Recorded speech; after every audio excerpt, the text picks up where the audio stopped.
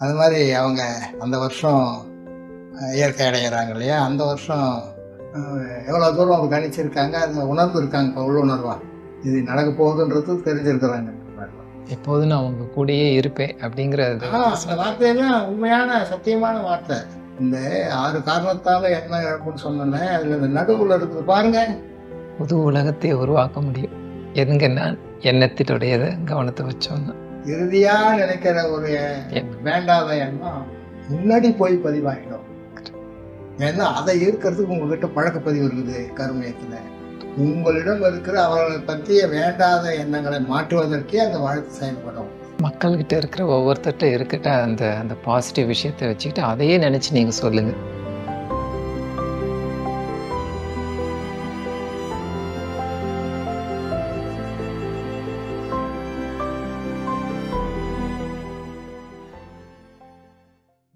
நீங்க சென்னையில லோகாம்பாள் அம்மாவும் இருந்தபோது கூடுவாஞ்சேரியில் அங்கே போய் மகரிஷியை வந்து சந்திச்சிருக்கீங்களா? அங்கே அவங்களோட அம்மாவும் சேர்ந்து நானும் வீட்லேயும் ஜெயலட்சுமி நானும் போயிருந்தோம். சாமிஜி அங்கே சென்னையில் இல்லை, அப்போ அம்மா இருந்தாங்க, வீட்டுக்கு போயிருந்தோம். அது வந்து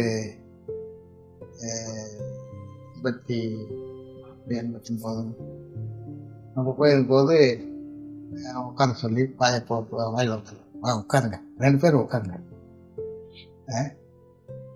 என்ட்டு ஃபோட்டோ எடுக்க சொன்னாங்க. அப்போ அந்த ஒரு இன்ஸ்டன்ட் ஃபோட்டோ அந்த தம்பி வச்சிருந்தது, அவங்க பேரப்பிள்ளை எடுத்து உடனே கொடுத்து வச்சுக்கிங்க, எங்கள் அம்மா அப்படின்னு சொல்லுங்க, இந்த வார்த்தையும் சொல்கிறேன்.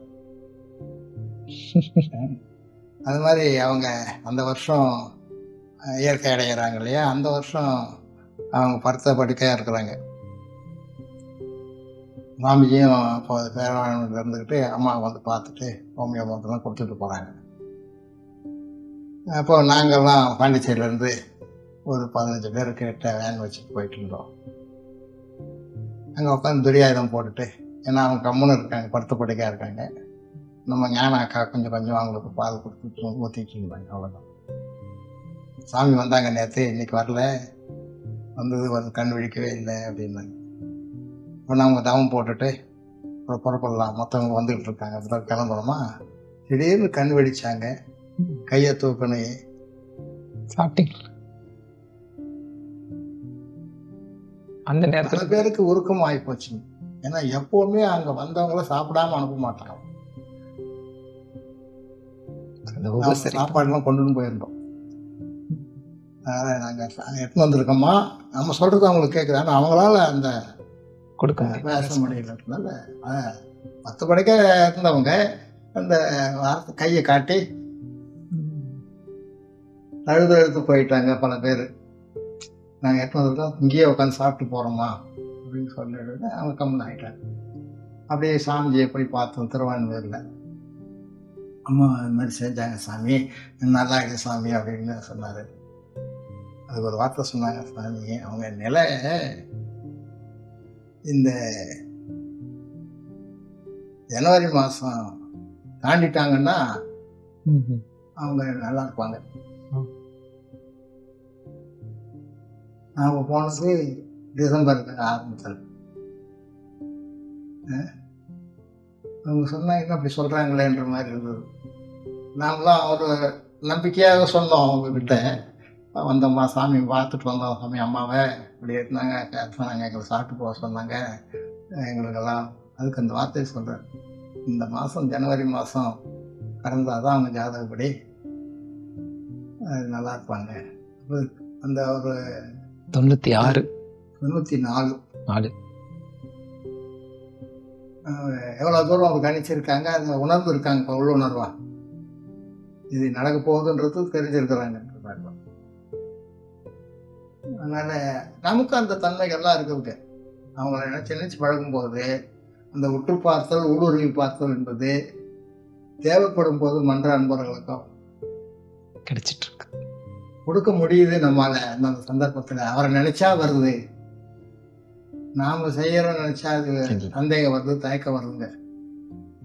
அவரை நினைச்ச மாத்திரல தேவை இருக்குதுன்னும் போது நிதானம் வச்சுக்கணும்னா போதும், அது பயன்படுது. எப்படி தான் அந்த பேச்சு வருது அல்லது அந்த ஆலோசனை வருது, வாழ்த்து வருது என்பது மிக கற்றுக்கிற மாதிரி பார்த்து நாமளே நம்மளை பார்த்துட்டு இருக்க மாதிரி இருக்கு. ஒரு ஒரு நாளும் ஒவ்வொரு சந்தர்ப்பத்தில் இன்னைக்கு என்ன கிடைக்குது அந்த ஒரு தன்மை. எப்போதும் நான் உங்க கூடயே இருப்பேன் அப்படிங்கிறது அந்த வார்த்தையெல்லாம் உண்மையான சத்தியமான வார்த்தை.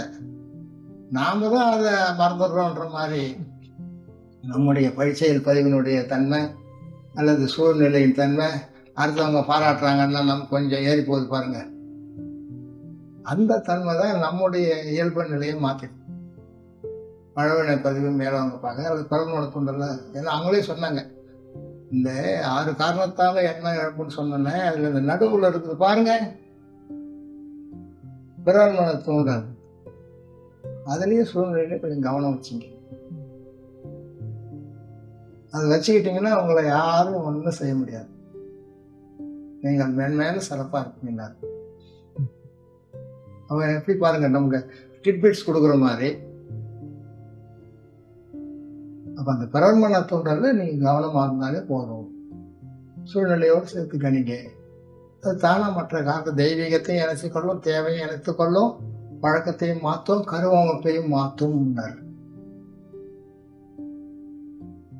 அப்ப 6 வேற வேறவும் இருக்குது. அதே சமயத்துல நீங்க கவனத்தை எங்க வைக்கணும்? புது உலகத்தை உருவாக்க முடியும். எதுங்க நான் எண்ணத்தினுடையதை கவனத்தை வச்சோம்னா. கண்டிப்பாங்க. சொல்வதெல்லாம் என்ன சொல்லுவாங்க, இறைவன் சொல்லுன்ற அருட்பர் அன்புக்குள் சொன்னது எவ்வளவு உண்மைன்றது தான் அவங்களை ஆராய்ச்சி பண்ணும்போது தெரியும். அவங்க பெருமையை நினைக்கும் போதெல்லாம் அது நமக்கு பெருமையா ஆகுது, சந்தோஷம், உயர்வு, ஊக்கம் கிடைக்குதுன்றது தான் ஒரு உற்சாகம். மகரிஷி சென்னையிலேருந்து புதுவைக்கு வரும்பொழுது அப்போல்லாம் காரெல்லாம் அந்த அளவுக்கு இருந்திருக்குமாங்கிறது நம்ம நண்பர்கள்ட்டெல்லாம் அந்த அளவுக்கு ஒரு கேள்விக்குறி தான். இப்போ மகரிஷி எந்த மாதிரி இப்போ ஒரு இடத்துலேருந்து இன்னொரு இடத்துக்கு போகும் பொழுது சாதாரண இருக்கிற பஸ்ஸு தான் பயன்படுத்துவாங்க. அப்புறம் அவங்கள கார் யாராவது பிறகு பெரியவங்க யாராவது கார் கொடுத்தாங்க. பின்னால் அதெல்லாம் இளையராஜா கூட கொடுத்துருந்தாரு. அப்புறம் தனியாக ஒரு கார் வாங்கினோன்னாங்க. இப்படி வேற வேறு நண்பர்கள்லாம் கொடுப்பாங்க. ஆனால் அதுக்கும் முந்தி அந்த 60-70களில் அவர்கள் பஸ்ஸு தான் வந்தாங்க. ஒரு முறை அப்படியே அந்த போட்டு திருவிட்டு வருவாங்க. பஸ் அந்த மாதிரி பஸ் இருக்கும். இந்த பழைய நம்ம ஜிடி நாயுடு பற்றிலாம் சொல்லும் போது அந்த காருங்களை காட்டுவாங்க. அந்த மாதிரி பஸ்ல வந்திருக்காரு. கடலூர் ஒரு அன்பர் புண்ணியம் கட்டின்னு இருக்கிறாரு. அவரை கூட இட்டுன்னு வரேன்ட்டு. அவருக்கு அதுக்கு மேலே ஒன்றும் தெரியல. காலையில் கிளம்பிருக்காங்க, வழியில் ரிப்பேரு. அப்படியே இவங்கெல்லாம் காத்திருக்காங்க. நண்பர்கள் காரைக்காலில் வெயிட் பண்ணிக்கிட்டு சாப்பாடெல்லாம் தயாரித்து வச்சுட்டு 12க்கெல்லாம் வந்துடுவாங்க. ஆனால் 12 போச்சு, 1ஆச்சு, 2ஆச்சு. அப்புறமேட்டு வராங்க. வழியிலே எதையும் வாங்கி கொடுக்கல, இவரும் கேட்கல. அப்போ இவங்க அதோட இருக்காங்க, சேஞ்செல்லாம் வரல பொழுதுன்ட்டு செய்தி ஒளிபரப்பு கிடையாது இல்லையா. இவங்கெல்லாம் சாப்பிட்டுட்டு நிற்கிறாங்க. அவங்களுக்கு பயிர் விஷயம். அவரு என்னங்க சாமி, என்னங்க இந்த மாதிரி ஆயிப்போச்சின்னு ஒன்றும் சொல்லாது. இது ஒரு புது அனுபவமா இருந்தது. எப்படி சாமி இந்த வெயில்ல தாங்க சந்திரன் நினைச்சுக்கிட்டான் பாப்பான்னாரு. அப்படி நினைச்சா அந்த குளுமை வரும்போது அப்ப என்ன இருக்குதுன்னாங்க, தேங்காய் பால் இருக்கு, மாவு இருக்கு, அரிசி மாவு. இப்போ இடியாப்பம் எனக்கு ரொம்ப பிடிக்கும், நான் சூடு தணிச்சு குளிச்சுட்டு வந்துடுறேன். ஆனால் உடனே செஞ்சு பரிமாறும் போது வைக்க சொல்லி சாப்பிட்டு கேட்டு அப்போ எவ்வளவு பசி. அப்போ அவர் தேவை எப்படி முடியுது? அந்த உணவு அவங்களுக்கு அவசியம் இல்லையோ என்னவோ தெரியல, அவருக்கு ஏற்ற மாதிரி ஒரு உணவு அமையுது. ஆனால் அதையும் எவ்வளோ அழகாக அவர் சொல்லி காமிச்சிக்காம ஒரு புது அனுபவம். அதில் ஒரு இன்ஃபர்மேஷன் வந்து பாருங்க. சந்திரனை நினச்சிக்கிட்டே வந்தேன். அப்போ நாங்கள் எப்பெல்லாம் சந்திரனை நினைக்கணும், சூரியன் நினைக்கணும், கோள்களை நினைக்கணும், தாய் தந்தையரை நினைக்கணும், அல்லது நமக்கு வேலை ஆகணும்னா யாரை நினைக்கணும், எந்த அளவு நினைக்கணும்.